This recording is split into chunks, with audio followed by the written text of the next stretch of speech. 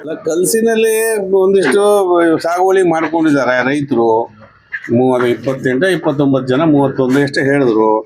ಅಲ್ಲಿ ಅಗಲ ಹೊಡಿತಿದ್ದಾರೆ ಅಂತ ಹೇಳಿದರು. ನಾನು ನಮ್ಮ ಹಕ್ಕರೆ ಮಲ್ಲಿಕಾರ್ಜುನ್ ಅವರು ತಾಲೂಕ್ ಪಂಚಾಯತಿ ಮಾಜಿ ಅಧ್ಯಕ್ಷರು, ನಮ್ಮ ಪಕ್ಷದ ಅಧ್ಯಕ್ಷರು ಎಲ್ಲ ಹೋದಾಗ ಅಲ್ಲಿ ಇದ್ರಂತೆ ಕೊನೆ ಬಿಟ್ಟು ಹೋಗಿದ್ದಾರೆ, ನಿಲ್ಲಿಸಿದ್ದಾರೆ ಅಂದರು. ನಿಲ್ಲಿಸಿ ಅಂತ ನಾವು ಹೇಳಿ ಬಂದ್ವಿ. ನಿಲ್ಲಿಸಿದ್ದಾರೆ ಅಂತ ನಾವು ತಿಳ್ಕೊಂಡಿದ್ವಿ. ಹೊಡಿತಾ ಇದ್ದಾರೆ ಅಂತ ಬಂದರು. ಆಮೇಲೆ ಅಲ್ಲಿ ರೈತರನ್ನೆಲ್ಲ ಸೇರಿಸಿ ನಾವು ಸ್ಥಳ ನೋಡಿ ಬಡವರೆಲ್ಲ ಕೆಲವರು ಸಾಗುವಳಿ ಮಾಡ್ಕೊಂಡಿದ್ದಾರೆ, ಕೆಲವರು ಸಾಗುವಳಿ ಮಾಡಿ 1-2 ವರ್ಷ ಬಿಟ್ಟದ್ದು ಇದೆ. ಅದನ್ನೆಲ್ಲ ಬಿಟ್ಟು ಮಾಡಿ ಏನಾದ್ರು ಒಂದು ಕಾಂಪ್ರಮೈಸ್ ಮಾಡಿಕೊಂಡು ರೈತರು ಬದುಕಬೇಕು. ಲ್ಯಾಂಡ್ಲೆಸ್ ಪೀಪಲ್ಲು ಅವ್ರ ಅರ್ಜಿಗಳಿದೆ, ಅದರ ಮೇಲೆ ಬಗರ್ಕುಂ ಅರ್ಜಿನೂ ಇದೆ ಮತ್ತು ಅಕ್ರಮ ಸಕ್ರಮದ ಅರ್ಜಿನೂ ಇದೆ. Forest right to act FRA ಅಂತ ಕರಿತೇವೆ, ಅದು ಕೂಡ ಇದೆ. ಅದಿದ್ದಾಗ ಇವ್ರು ಬಿಡಿಸೋಕ್ಕಾಗಲ್ಲ.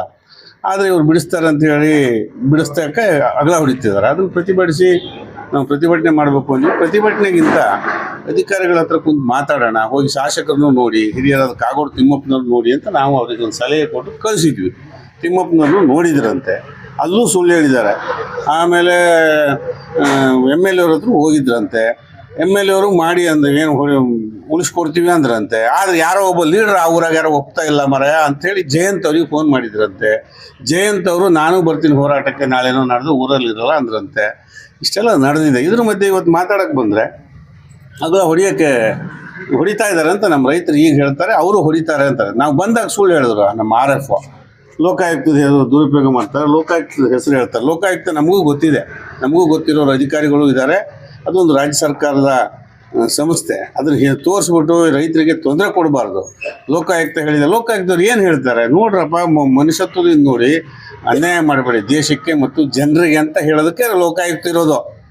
ಅದ್ರ ಹೆಸರಿನಲ್ಲಿ ಇವ್ರು ರಕ್ಷಣೆ ಪಡೆಯೋಕೆ ಮಾಡಿದ್ರೆ ಇವ್ರ ಮೇಲೆ ನಾವು ಕಂಪ್ಲೇಂಟ್ ಕೊಟ್ಟರೆ ಏನಾಗುತ್ತೆ? ಇಷ್ಟು ಹೇಳ್ತಾ ಈಗೇನೋ ಒಂದು ಒಳ್ಳೆ ಯಾರೋ ACF ಒಬ್ಬರು ಒಳ್ಳೆಯವರು ಇದ್ದಾರೆ. ನಾನು ಹಿಂದೆ ಯಾವಾಗ 1-2 ಸಾರಿ ನೋಡಿದ್ದೆ.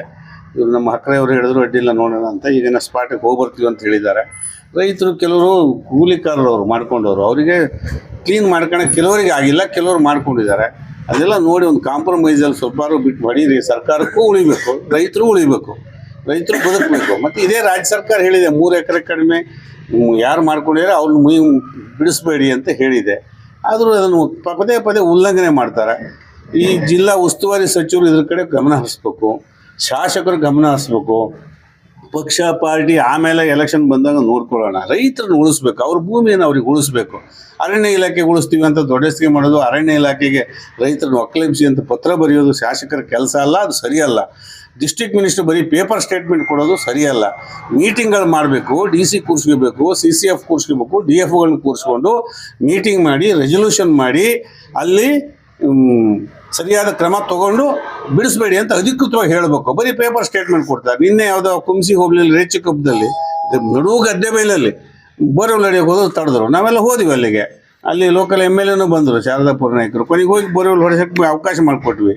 ಈ ಡಿಸ್ಟ್ರಿಕ್ಟ್ ಮಿನಿಸ್ಟ್ರು ಅಧಿಕೃತವಾಗಿ ಕುಂತು ಮೀಟಿಂಗ್ ಮಾಡೋತ್ತಿಲ್ಲ, ಆಡಳಿತ ಮಾಡದೇ ಇರೋದ್ರಿಂದ, ಈ ಶಾಸಕರು ಕುಂತು ಅಧಿಕಾರಿಗಳನ್ನ ನಿಯಂತ್ರಿಸದೇ ಇರೋದ್ರಿಂದ ಕೆಳ ಹಂತದ ಅಧಿಕಾರಿಗಳಲ್ಲಿ ಕನ್ಫ್ಯೂಷನ್ ಇದೆ.